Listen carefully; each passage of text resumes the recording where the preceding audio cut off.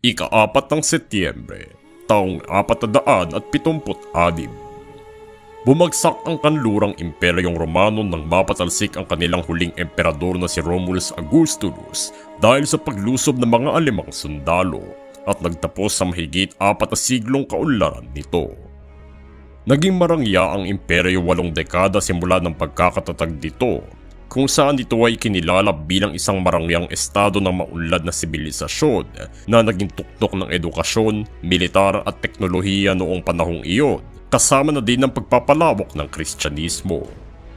Nagsimula lamang ito humina sa pagpasok ng napakalaking bilang ng mga dayuhang Aleman na tumakas mula sa mga Hun, at ang bigong pagpuksa ng mga Romano dito dahilan upang lumala ang kontrol nito sa mga teritoryo at nawalan sila ng mahigpit na kapit sa mga ito.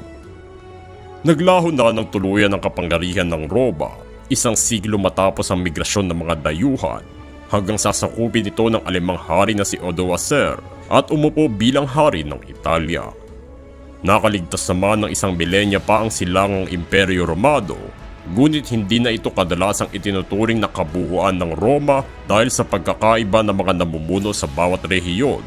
Ngunit madalas pa ding inaalala ang Roma bilang isa sa mga pinakamaunlad na imperyo para sa panahon nito.